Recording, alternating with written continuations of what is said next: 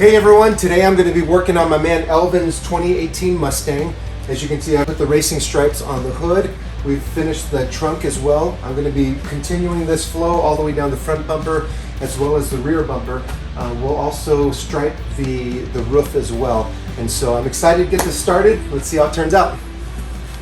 All right, first order of business, we're going to clay bar this area that we're going to be working on. Clay barring is going to remove a lot of the contaminants in the paint. It'll help the vinyl to stick better. The key to clay barring is you want to make sure you have enough lube down there so you're not scratching up the paint. Once we clay bar, then I'm going to be using alcohol, 70% ISO. 70% isopropyl alcohol.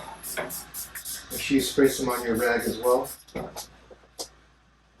The last thing we want to do is apply this vinyl and find out that it's going to fail because there's grease and grime underneath.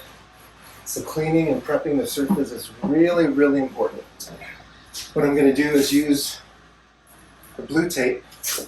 As you can see, that's the width of the stripe. And so I'm going to take this in the exact center of this spoiler and the bumper as well. That'll be my line to put my knifeless tape in. So what I'm going to be doing is running the knifeless tape along the edge of the blue tape.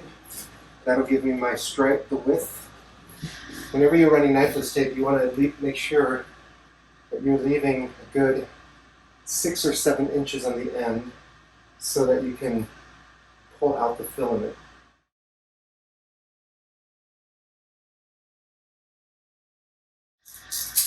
I always fold over the knifeless tape when I'm done cutting it. Just makes it a little easier to find the other end. And once you get it on there, make sure you secure it, give it some pressure. Same thing with the other side. Fold over the tape.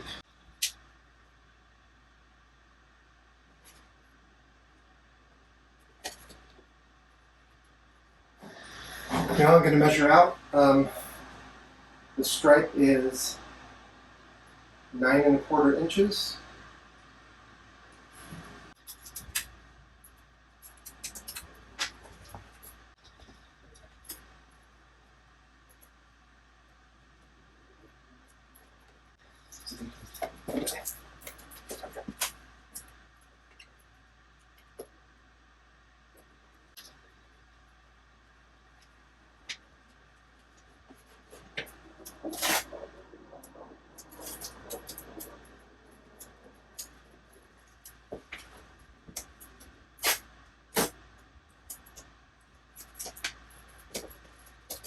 The inside line is a 9 1/4, so I'll use that as my guide.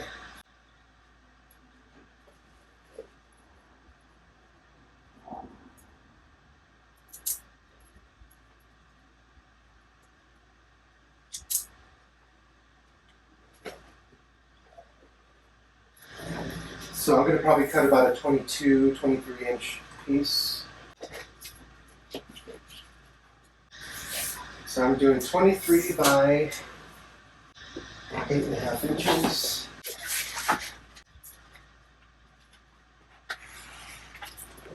Just do a test fit real quick, make sure we've got enough. We do. You're going to notice here we've got an angle here and we also have a V coming this way. So we've got to make sure that we're stretching the vinyl correctly, otherwise it's not going to go down right.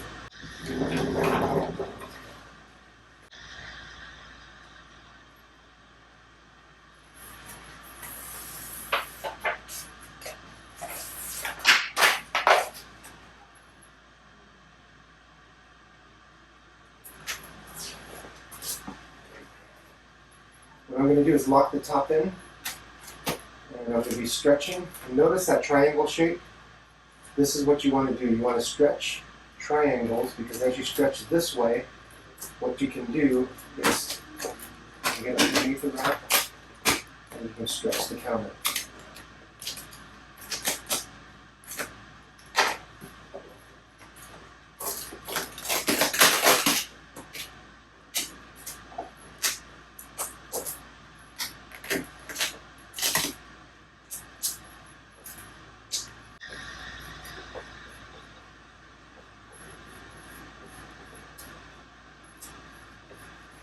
one thing about squeegee techniques, you want to kind of, instead of going straight on, keep it at an angle. And you want to go towards the direction where you have room to be able to get the air out.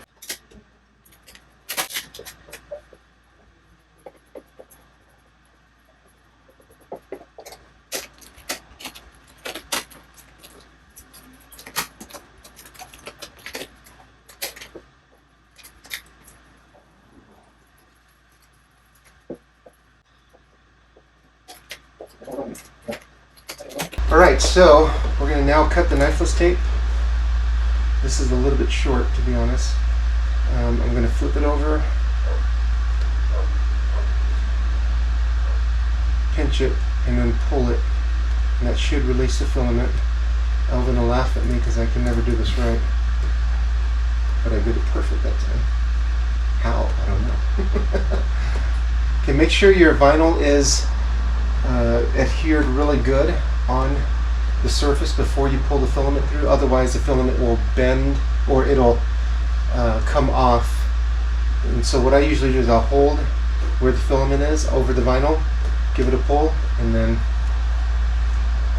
it's good to cut the rest of the way.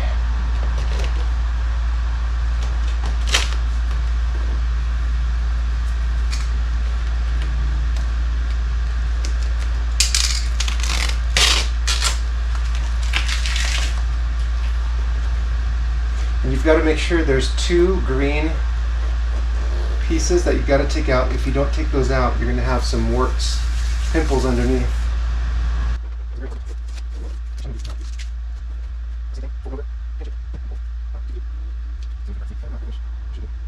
Okay, again, I'm going to bring it right up to the edge of that vinyl, hold it with my finger, give it a tug, pink, and it's good.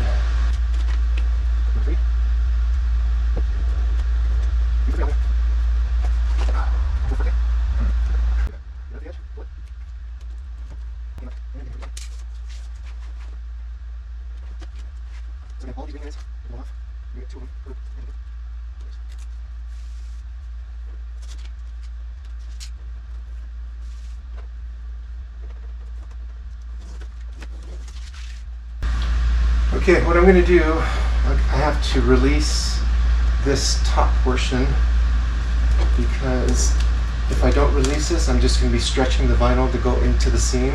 So by releasing it, now I can actually tuck it into the seam. And one thing about these tuck tools, you don't want to run along the side because what you'll end up doing is cutting the vinyl too short because it'll cut it right where you're running it alongside. So I'm just going to tuck that in nice and gentle. Make sure it's in enough into the plastic so that way there's no vinyl wrap failure down the line. And when you cut gently and press up against the top surface in this particular case. That's your line, and pull nice and easy. I'm going to score, and I'm going to be pressing up against the top vinyl.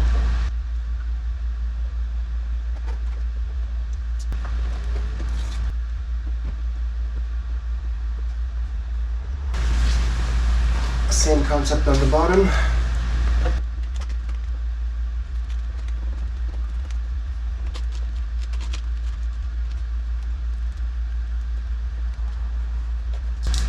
And this time, since the plastic's on the bottom, I'm going to score, and I'm going to be pressing down the edge of the blade against the bottom plastic piece. And I'm not pressing hard, I'm just kind of scoring the vinyl just enough to give it a cut. Oops, that's what we want to avoid.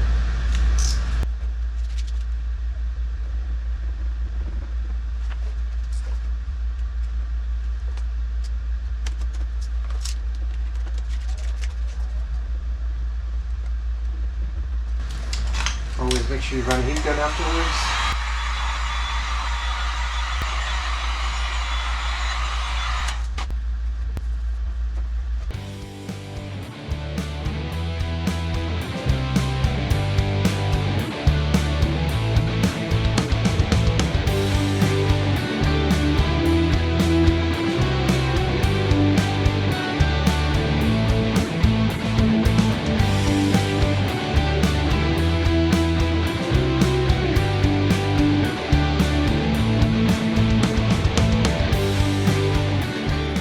All right, so there it is. Looks fantastic. Looks so good. So anyway, that's basically how you do custom stripes. This was the first time I've ever done custom stripes before. I've always used a kit in the past. But doing handling stripes has advantages for sure. Definitely some disadvantages because it requires a higher skill level. It's something that I hope to master down the line. This came out great. It came out fantastic. I couldn't be more happy. Given that this was my first time, I'm sure the second and third will be better. There's a little bit of imperfections here and there, but for the most part, it looks fantastic. So, Elvin, you happy? Very happy. So anyways, hope you guys tune in for the next one. We'll be doing more projects and hope to get more content out soon. Thanks. Have a good day.